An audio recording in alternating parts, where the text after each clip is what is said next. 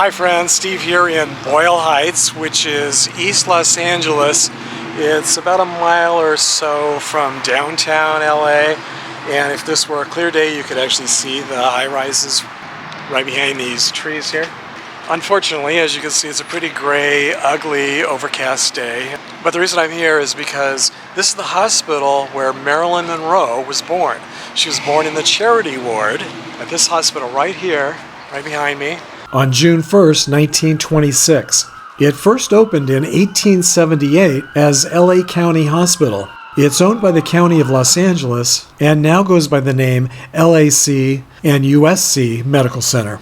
And as far as I've been able to discover, Marilyn Monroe is the most famous person ever born here. But like Monroe, the hospital itself has become pretty famous on both the small screen and the large screen. You might recognize it from films such as the 1941 Hold Back the Dawn, the 1953 version of The War of the Worlds, the 1962 film The Interns starring Cliff Robertson, and more recent films such as City of Angels, El Norte, and even the horror film The Eye. It's also made appearances in many popular TV shows like Dr. Kildare, which made a star out of actor Richard Chamberlain, Ben Casey, General Hospital, Terminator, The Sarah Connor Chronicles, Code Black, and others. Over the years, they've completely built all the way around it newer construction, so it's very difficult to get a nice view of the entire hospital. So the fog is starting to break up just a little bit, and you can see downtown LA right there. Let's see if I can zoom in so you can see it a little bit better. It's still pretty gray. So that's downtown LA. You could walk there probably in a half hour or so. On my road trip today, I'm also going to go visit Marilyn Monroe's former high school, the last home where she lived and died, and her gravesite, which is really not very far from that last home. Now, I've already visited her final resting place a number of times on this channel, but I recently discovered something new there that I wasn't aware of and had never seen, and I'm guessing probably most of you have never seen it either.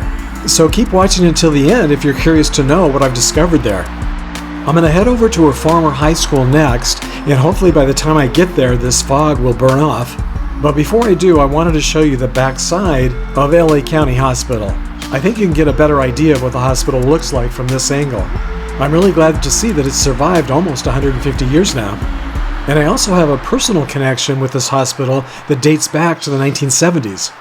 In 1977, when my younger brother died, when we called to find out where to pick up his belongings, they said this is where we should come, so I did come here, and this is where I picked up his belongings, but boy, that was decades and decades ago, and I don't remember where I parked or even where I went at the time to pick up his belongings. It's kind of breezy out, so before I get out of the car, I thought I'd tell you a little bit about the school here. This is the high school, Nuys High School, that Marilyn Monroe attended back in 1942.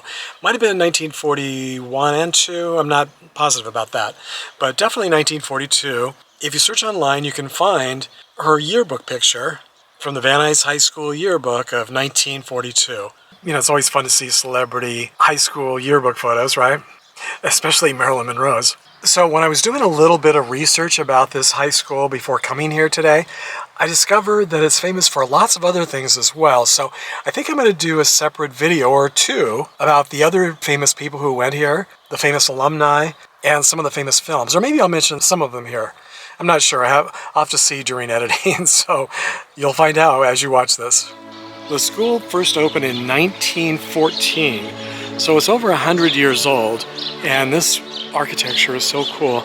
The building looks very solid too. It looks like it's made of brick. Same thing with the school itself. Let me get a little bit closer to the front. Now, some of you I know are really detail-oriented, and so if you know of any movies or TV shows that you recognize that were filmed here in front of the school, please share in the comments section. I'm going to mention the ones I know, but I'm sure it's just a small portion of the filming that's taken place here over the years when you think it's been over 100 years it's been here. Now this school really looks, the front here, really looks familiar to me from at least a couple of shows, TV shows. They spent so much time on the architecture back then. This is a rose garden here, which is nice. It smells really nice. It's a really nice view. I'm going to drive around the perimeter of the high school now and see what it looks like from the sides and from behind. And while I'm driving, I'm going to tell you a little bit more about the movies and TV shows that were filmed here, and about some of the other famous alumni who also attended high school here. I think I was probably most surprised to learn that the current popular TV series, Young Sheldon, has been filmed here. The popular TV show is currently in its 4th season and has already been renewed for a 5th, 6th, and 7th season. If you're not already familiar with the show, it's a period sitcom set in the late 1980s and early 1990s, and it's a spin-off prequel to the equally popular and long-running The Big Bang Theory. The Big Bang Theory, which starred actor Jim Parsons as the adult Sheldon Cooper. Actor Ian Armitage plays the child prodigy young Sheldon Cooper, and Jim Parsons narrates the series as the older Sheldon Cooper. Like The Big Bang Theory, Young Sheldon is destined to become a TV classic. And here's a fun fact that both old and young Sheldon would take delight in sharing. Actor Ed Begley Jr., who plays Dr. Linkletter on the show, in real life is an alumnus of this school. And now he's on a TV show that's filmed here. Once again, it's really odd to see how fantasy and reality are so often blurred here in Hollywood. Another classic TV show about growing up in the suburbs in America in a more innocent time in history was The Wonder Years, and its pilot episode was filmed here. Some of the scenes from the classic 1982 teen classic Fast Times at Ridgemont High were also filmed here. And even the Ramones' punk rock music classic Rock and Roll High School was partially shot here. And even a couple of classic horror films, Stephen King's Christine and also Sleepwalkers, used this campus as a movie set. As for famous alumni, actor Tony Dow from the TV show Leave It to Beaver, Robert Redford, Jane Russell, Natalie Wood, Paula Abdul, Diana Baker, Julie Brown, Kim Darby, Stacy Keach, Joseph Gordon-Levitt, Steve Canale from the TV show Dallas, and Dorothy DeBorba, one of the early Our Gang cast members, also attended this high school. And for you sports fans, National Baseball Hall of Fame pitcher Don Drysdale and famed drag racer Don Prudhomme were also students here.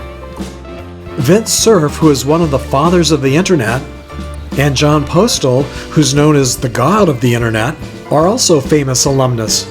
And I almost forgot to mention David Klein, who created Jelly Belly Jelly Beans. And these are just some of the famous former students from Van Nuys High School, which is located here in the famous San Fernando Valley, just 10 minutes or so from many of the movie studios on this side of the Hollywood Hills. If any of you watching attended Van Nuys High School, please share with us what it was like in the comments section. As you can see from the drive around, it's not a real large campus, but the talent that it's nurtured over the years sure is impressive. And here we are back at the entrance. Van Nuys High School is just a couple of blocks off of the 405 freeway, and the home where Marilyn Monroe died in Brentwood, California, is almost exactly 12 miles south of her former high school. And that's where I'm headed now. Okay, so it's supposed to be 5th Helena. That's 2nd Helena, or Helena. Turn right onto 5th Helena Drive, then you will arrive at your destination. There's 3rd, there's 4th, and here's 5th. Looks like they're doing some construction here. Wow, this is like, looks like an alleyway or something.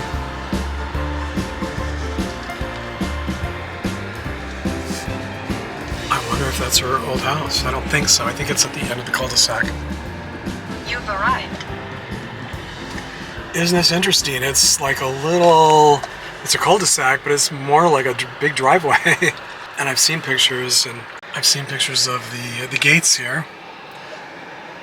So the house is right there, 12305. I guess you get to know your neighbors pretty well here.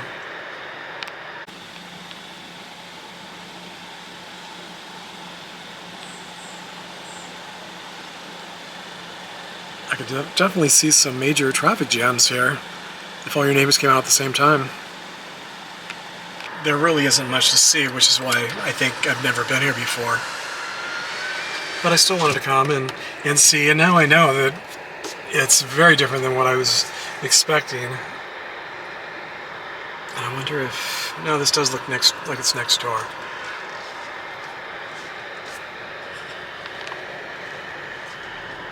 You know, sometimes you have to see something in person to really get a feel for what it's really like. The neighborhood is very nice. It's Brentwood, and it's, you know, one of the most expensive and upscale neighborhoods here in Los Angeles. And the Golden Girls home that I visited recently is just about a mile or so that direction. Now, from her home here in Brentwood to Westwood Memorial Park, where she's laid to rest, is just a little over 2.5 miles. You could easily walk from one to the other if you like to walk like I do. Although I've been here many times over the years to visit Marilyn Monroe's final resting place, as I mentioned earlier, I just recently learned something new about one of Marilyn's neighbors here. There have been many stories over the years about the man laid to rest above her, but I had never heard the sad story about Darby Winters and her connection to Marilyn Monroe. Darby's crypt is located just one row above Marilyn's and one row to the right, and their crypt spaces touch in the corner. Darby, whose real name was Tara Lee Anderson, was an aspiring young actress who told her parents that her wish was to be buried next to Marilyn Monroe when the time came. Sadly and tragically, her wish came true when she was killed by her stepfather just 2 months after Marilyn Monroe died and was laid to rest here. It sure makes you wonder if Darby had experienced some sort of premonition before her death. It sure seems like more than just a weird coincidence. Her Find a Grave memorial page says that she died when she was 16 years old, but the dates on her crypt would have made her 20 years old. Either way, she sadly died way before her time. And Darby's story makes me wonder about all of the other people interred next to Marilyn and how they ended up being laid to rest next to one of the most famous people that ever lived and one of the most visited famous final resting places in the world. Did they all make plans in advance to be here, or was it just happenstance and fate? For writer, producer, and director Jonathan Baker, it was obviously by design. Born in 1962, the year Marilyn Monroe died, he's certainly not leaving his future final resting place to chance. If any of you watching do happen to know the stories behind the other crypts surrounding Marilyn Monroe's crypt, please share with us in the comments section. It would really be interesting to know how they all ended up here. These have to be some of the most expensive crypts in the world, so choosing this location must have meant a lot to each of these individuals. This week I want to thank my latest PayPal supporters, David Hadley, Jacqueline Cochran, Mark Phillipson, Elaine Bouliane, Dana Pretzer, and Ken Brown. Thank you all so much for your extra generous donations to my channel. As always, I'm very blown away by your support and very appreciative. And thank you to all of my new subscribers as well. Your support also means a lot and really helps my channel to grow. So until our next road trip to the past together, thanks for sharing the memories, everybody.